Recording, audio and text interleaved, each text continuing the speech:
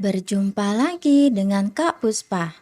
Pada video kali ini kita akan mempelajari soal tematik kelas 5 tema 7 subtema 2. Nah, video ini nanti terbagi menjadi dua bagian ya. Pada bagian pertama ini kita akan membahas soal untuk muatan pelajaran PPKN dan bahasa Indonesia. Jenis soal untuk bagian 1 dan bagian 2 nanti ada dua macam, yaitu pilihan ganda dan isian. Nah, bagian pertama, pilihlah satu jawaban A, B, C, atau D yang paling tepat. PPKN untuk soal nomor 1 sampai dengan nomor 5. Nomor 1. Berikut ini yang bukan merupakan keragaman yang ada di Indonesia, yaitu A. Suku, B. Negara, C. Bahasa, D. Budaya. Yang bukan keragaman itu adalah ya, B. Negara. Nah, adik-adik, keragaman di Indonesia itu terdiri dari suku, agama, ras, dan anggota golongan. Indonesia memiliki lebih dari 300 kelompok etnik atau suku bangsa. Lebih tepatnya, terdapat 1.340 suku bangsa di tanah air. Ini menurut sensus BPS loh, tahun 2010. Nah, untuk agama, itu ada 6 agama yang diakui di Indonesia, yaitu Islam, Kristen Protestan, Kristen Katolik, Hindu, Buddha, dan Konghucu. Sedangkan untuk ras di Indonesia itu ada ras Malayan Mongoloid. Nah, ras ini hampir tersebar di seluruh wilayah Indonesia, yaitu Sumatera, Jawa, Bali, Nusa Tenggara Barat, Kalimantan, dan Sulawesi. Yang kedua, ras Melanesoid. Ras ini memiliki ciri khas hampir sama dengan ras Negroid, yaitu kulit cenderung coklat. Ras ini ada di Papua, Maluku, dan Nusa Tenggara Timur. Yang ketiga, ras Asiatik Mongoloid. Nah, ras ini adalah orang-orang Tionghoa, Jepang, dan Korea yang tersebar di seluruh Indonesia. Dan yang keempat, ras Kaukasoid.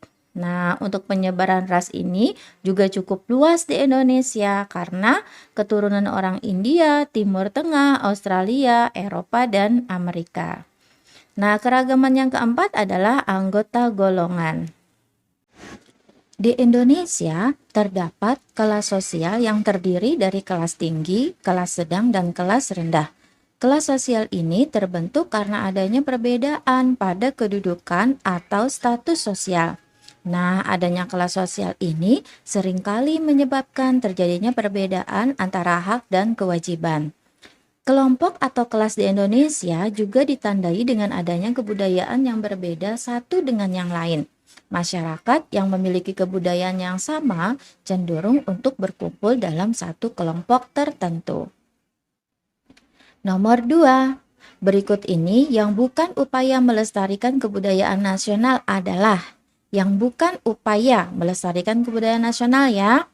Apakah A. Mempelajari kebudayaan daerah, B. Penggalian situs-situs bersejarah, C. Menghormati kebudayaan daerah lain, D. Mempelajari kebudayaan negara asing.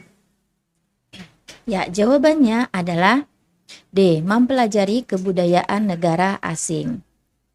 Nah, adik-adik, ada beberapa cara yang bisa kita lakukan untuk melestarikan kebudayaan nasional. Yang pertama, memperhatikan dan mempelajari budaya daerah. Yang kedua, menggunakan pakaian adat sesuai dengan acara-acara tertentu. Yang ketiga, mempelajari dan memakai bahasa daerah di lingkungan keluarga. Yang keempat, mengadakan dan turut serta dalam kegiatan lomba atau pentas seni di daerah sekitar. Yang kelima, penggalian situs-situs bersejarah. Dan yang terakhir, menghormati kebudayaan daerah lain. Nomor 3, sikap yang harus dikembangkan untuk mewujudkan persatuan dalam keragaman adalah yang harus dikembangkan apa ya supaya terwujud persatuan? Apakah A. menerima keragaman, B. memandang rendah suku lain, C. menghapus semua perbedaan, ataukah D. menganggap suku sendiri paling baik? Ya, jawabannya adalah A. menerima keragaman.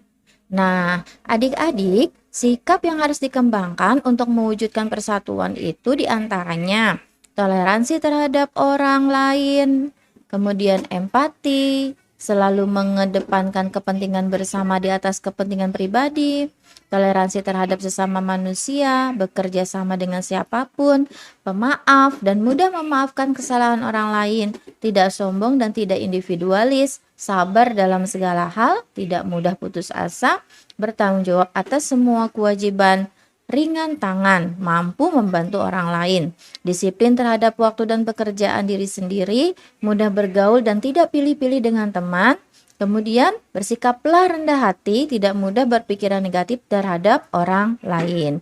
Dan yang terakhir, aktif dalam kegiatan kemasyarakatan seperti gotong royong dan pengabdian masyarakat. Nah, kalau kita semua bisa melakukan semua hal yang ada di sini, maka akan tercipta persatuan. Kita lanjutkan ya, soal nomor 4. Manfaat saling menghargai antar teman yang berbeda agama. Jadi, di dalam satu kelas misalnya ada teman yang berbeda agama, tetapi kita tetap menghargai teman kita itu. Maka apa yang akan terjadi? Manfaatnya apa? Apakah A. terwujudnya kerukunan, B. munculnya iri hati, C. timbulnya perpecahan, D. terjadinya perselisihan? Ya, jawabannya adalah terwujudnya kerukunan. A. Nomor 5. Untuk menerapkan nilai Bhinneka Tunggal Ika, maka kita A. seharusnya mempermasalahkan perbedaan yang ada. B. sebaiknya mengejek teman yang berbeda dengan kita. C. hendaknya bergaul dengan teman dari suku yang sama dengan suku kita saja. D. tidak perlu menyamakan diri kita dengan orang lain. Bhinneka Tunggal Ika, berbeda-beda tetapi satu jua. Apa ya yang seharusnya kita lakukan atau tidak boleh kita lakukan? Ya, jawabannya adalah D. Tidak perlu menyamakan diri kita dengan orang lain. Karena kita memang sebagai makhluk sosial, sebagai individu yang mempunyai karakteristik yang unik, yang berbeda dengan orang lain. Walaupun kita berbeda, tetapi itu tidak menutup kemungkinan kita tetap bisa bersatu dengan teman-teman kita. Asalkan ada rasa saling menghargai. Nah, selanjutnya bahasa Indonesia untuk soal nomor 6 sampai dengan nomor 10.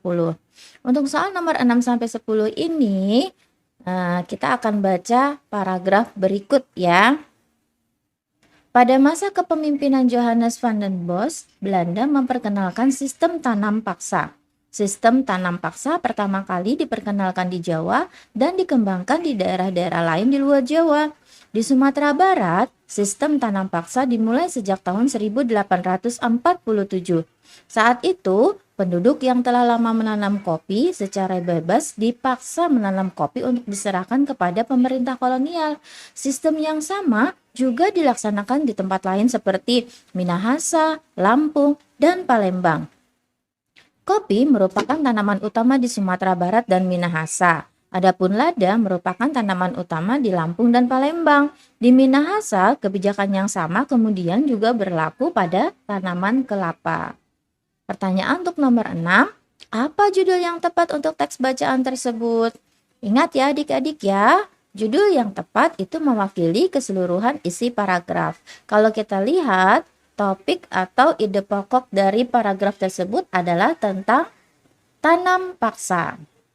Sekarang kita lihat pilihannya, apakah A. jenis-jenis tanaman, B. pengaruh tanam paksa, C. sistem tanam paksa, ataukah D. gagal tanam?